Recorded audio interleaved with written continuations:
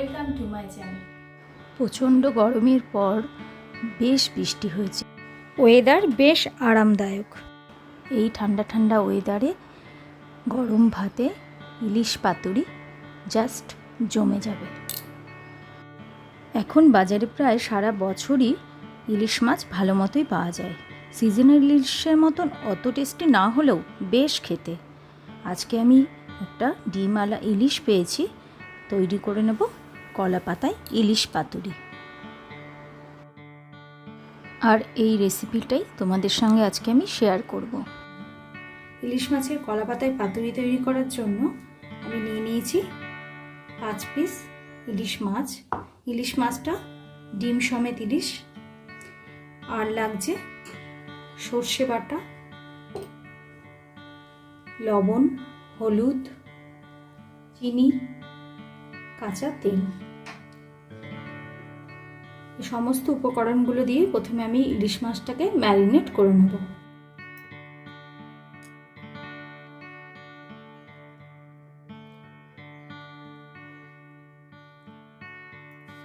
এবার সর্ষে বাটাটা দিয়ে দেব লবণ। আমি মাছটাতে খুব সামান্য একটু লবণ আগে থেকে মাখিয়ে রেখেছি। দিয়ে দেব হলুদ, সামান্য একটু চিনি। ইনগ্রেডিয়েন্টসগুলো মাছের পরিমাণ অনুযায়ী নিয়ে নেবে। এবার সমস্ত উপকরণ দিয়ে মাছটা খুব ভালো করে ম্যারিনেট করে নেব।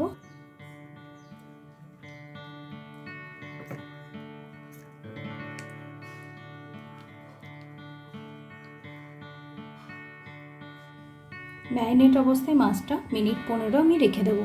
ততক্ষণ আমি কলা পাতাটাকে রেডি করে নেব। আমি যেহেতু কলা পাতায় এই পাতুরিগুলো তৈরি করব, সেজন্য আমি ছোট ছোট পিস করে কলা পাতা কেটে নিয়েছি।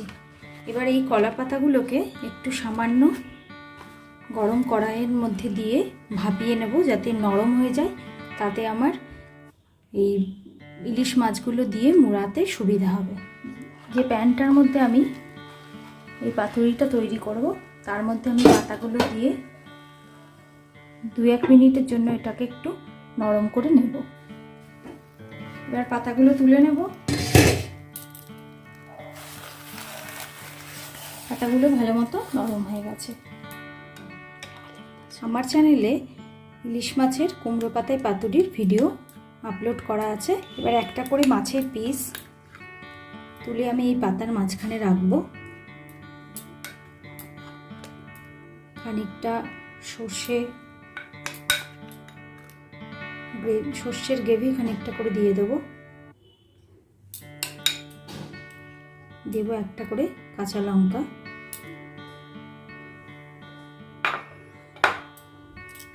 কারো যদি ঝাল খেতে একটু বেশি ভালো লাগে, তাহলে সেই কাঁচা লঙ্কাটা এর সাথে খেতে পারবে। এবার পাতাটাকে ভালো করে মোড়াবো, এটা তোমরা লক্ষ্য করো।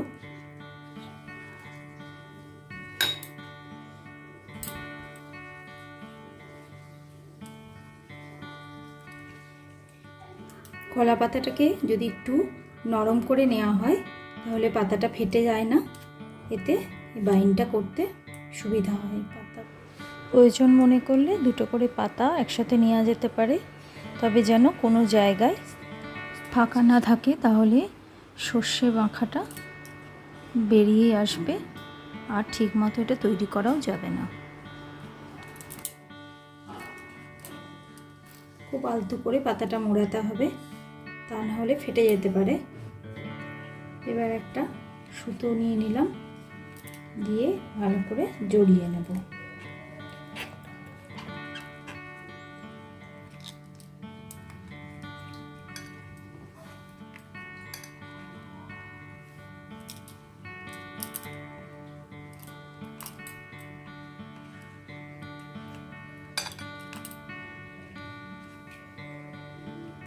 এইভাবে আমি সবকটা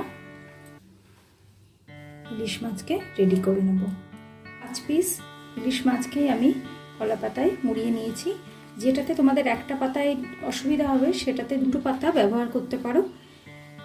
সুবিধা অনুযায়ী নিজেরা এগুলো তৈরি করে নেবে। প্যানটা গরম করে নিয়েছি। এবার এতে জাস্ট যাতে পাতাগুলো পুড়ে না যায় খুব সামান্য একটু তেল দিয়ে দিলাম। এতে একে একে কলা পাতার মোড়কগুলো দিয়ে দেবো।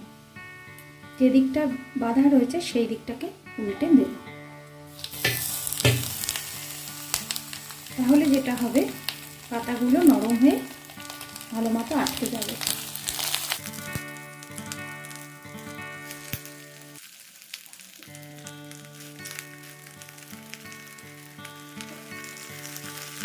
গ্যাসের ফ্লেমটা লো করে আমি মিনিট 10 জন্য এটা ঢাকা দিয়ে রাখবো।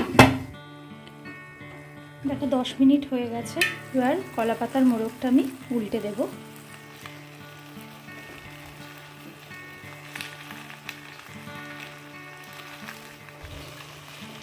ইলিশে একটা খুব সুন্দর গন্ধ বেরোচ্ছে।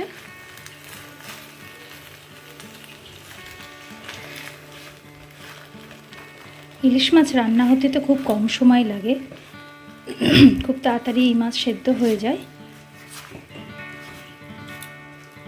পাতাগুলো আরেকটু যখন লালচে হয়ে যাবে তখন বোঝা যাবে এই রান্নাটা কমপ্লিট হয়ে গেছে।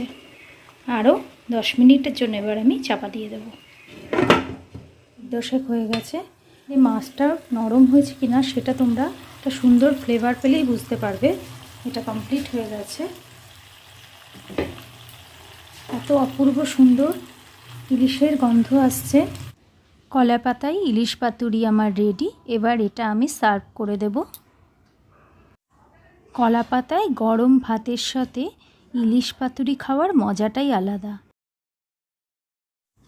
আমার এই পাতায় ইলিশ পাতুরি বানানোর রেসিপিটা যদি তোমাদের ভালো লেগে থাকে তাহলে অবশ্যই আমাকে কমেন্ট বক্সে জানিও। আর এই রান্নাটা অবশ্যই তোমরা বাড়িতে ট্রাই করো।